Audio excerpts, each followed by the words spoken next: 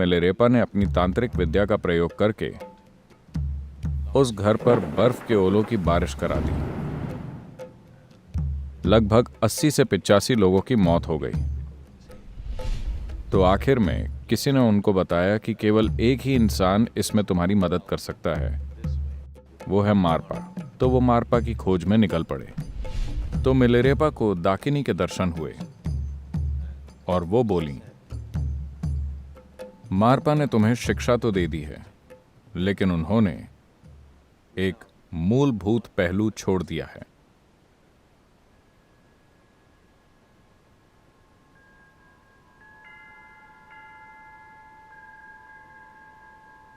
तिब्बत कई चीजों का मिश्रण है, एक संस्कृति, एक आध्यात्मिक प्रक्रिया के रूप में। यहां इस संस्कृति की कुछ महान शख्सियतें आध्यात्मिक प्रक्रिया और तंत्र मंत्र का एक मिश्रण रही हैं। मेरे ख्याल से तिब्बती संस्कृति में मिलेरेपा का एक अलग स्थान है। मिलेरेपा ने कम उम्र में ही अपने पिता को खो दिया। उनके पिता के पास अच्छी खासी जायदाद और मकान थे, मगर उनके मरने के बाद मिलेरेपा के चाचा ने उस जायदाद पर कब्जा कर लिया और उनकी युवा माँ, छोटी बहन और उनके साथ नौकरों की तरह बर्ताव करने लगा। वो तरह तरह से उन्हें अपमानित और प्रताड़ित करता था और उसने सारी जायदाद हड़प ली। इसलिए मिलेरेपा अपने अंदर गुस्से और बदले की भावना लेकर बड़े हुए। जब वो किशोर अवस्था में पहुंचे तो अपने परिवार को छोड़कर चले गए। वो अपनी छोटी बहन और मां को छोड़कर चले गए और अपने चाचा चाची से बदला लेने की सोचने लगे, जिन्होंने उनके परिवार के साथ भीषण अत्याचार और बुरा व्यवहार किया था।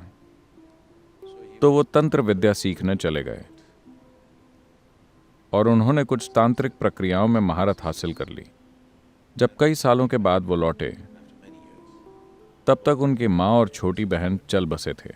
ये जानकर उनका गुस्सा और भी बढ़ गया, मगर वो एक सही मौके के इंतजार में थे। उसके चाचा ने अपने बेटे की शादी तय की और उसके लिए अपने मित्रों को न्योता दिया।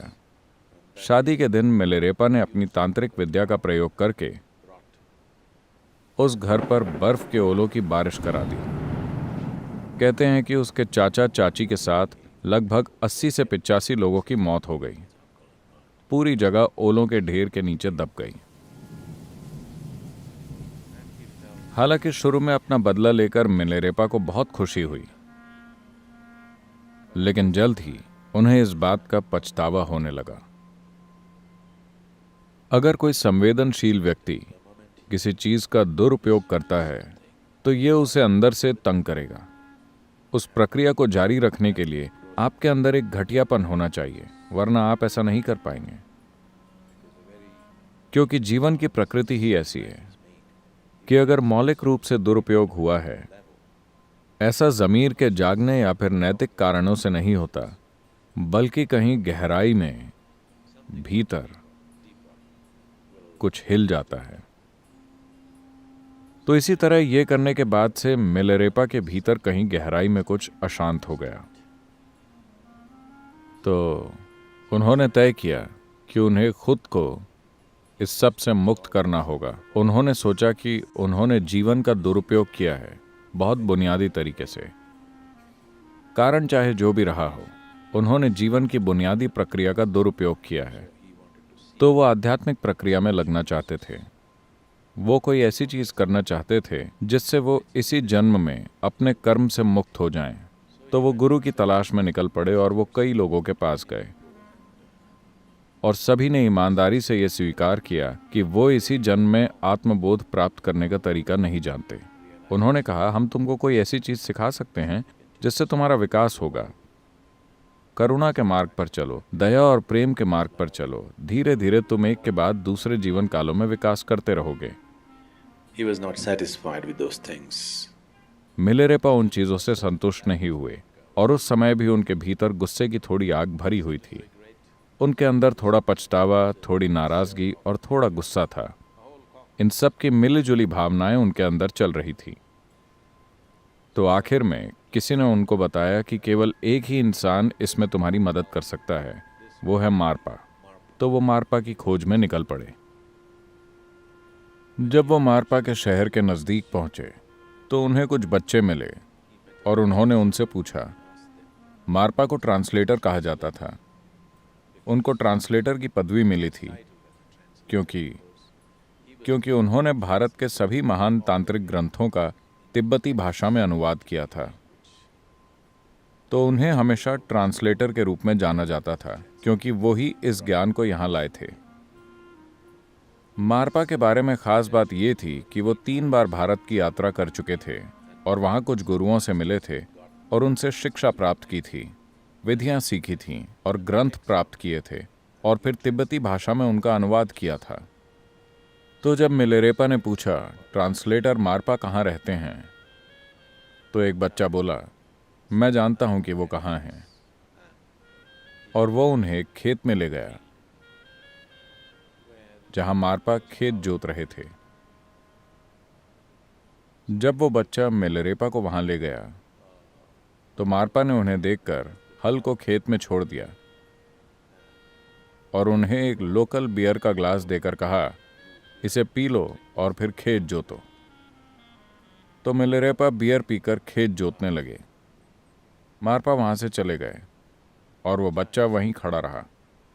जब काम खत्म हो गया तो उन्हें समझ में नहीं आया कि अब क्या करें, तो वो वहीं खड़े रहे।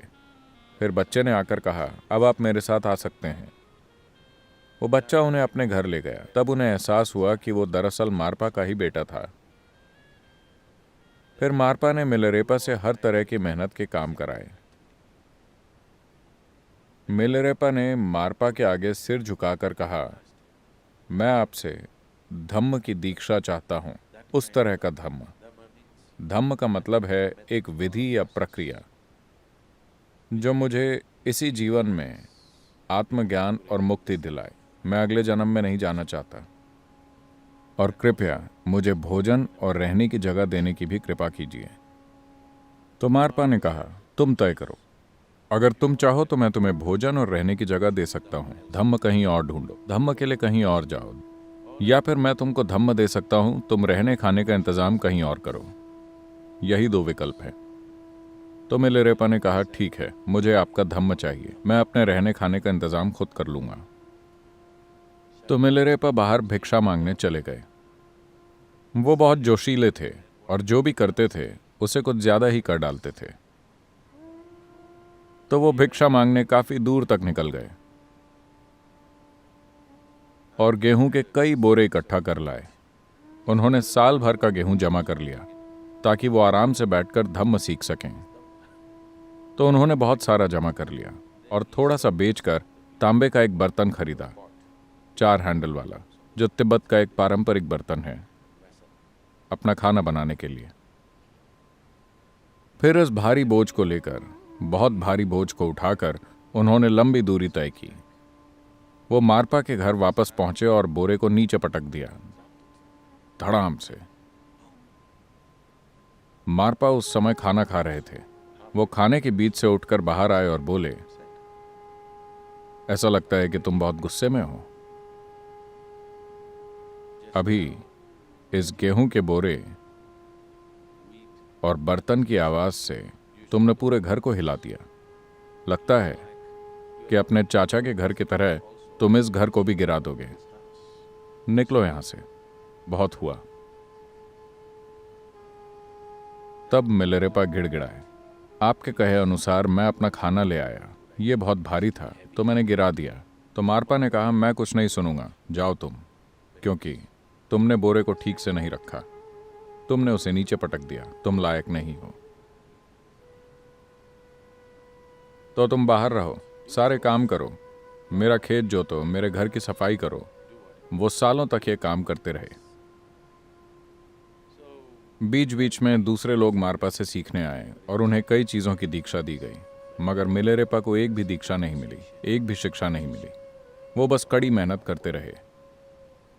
More than 8 years he worked, without a single teaching or initiation.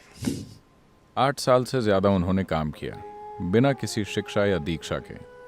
बाकी सभी वहां एक दिन के लिए आते और दीक्षा लेके चले जाते, लेकिन वो इंतजार करते रहे और करते रहे, हर किस्म की कड़ी मेहनत करते हुए। एक दिन वो चुपके से अंदर आकर ऐसे एक सत्संग में बैठ गए जहां उन्हें बैठने की अनुमति नहीं थी। मारपा आंखें बंद करके बैठे थे, तो वो चुपचाप दूसरे छात्रों के साथ बैठ गए, दीक्षा मिलने की उम्मीद से। मारपा आंखें बंद किए बैठे थे। उन्होंने अपना डंडा उठाया, आंखें बंद किए हुए ही मिलेरेपा के पास गए और उनकी पिटाई कर दी। मिलेरेपा लोगों के बीच बैठे थे। मारपा आए और उन्हें अच्छे से पीटा, घसीट कर बाहर ले गए और उठाकर बाहर फेंक दिया।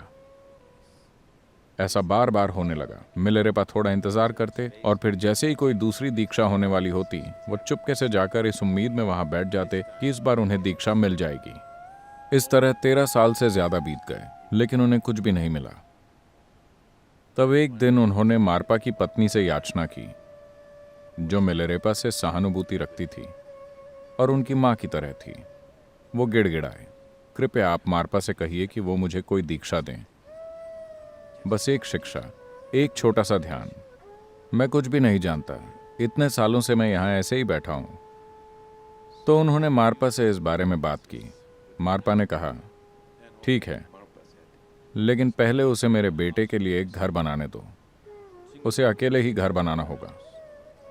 मैं 3 कोने वाला घर चाहता हूं। तो मिलेरेपा ने 3 कोने वाला घर बनाया। इसमें 2 साल लगे। फिर मारपा ने उसको देखकर कहा, 3 कोने वाला घर मेरे बेटे के लिए ठीक नहीं है, 4 कोने वाला घर बनाओ। मिलेरेपा ने 4 कोने वाला घर बनाया। फिर मारपा बोले, ये अच्छा नहीं है, 5 कोने वाला घर बनाओ। इस तरह कई साल बीत गए। वो अकेले ही काम करते हुए हर जगह घर बनाते रहे। तब मारपा ने कहा, यह ठीक है, लेकिन अपने बेटे के घर के लिए मुझे 60 फीट ऊंचे बुर्ज चाहिए।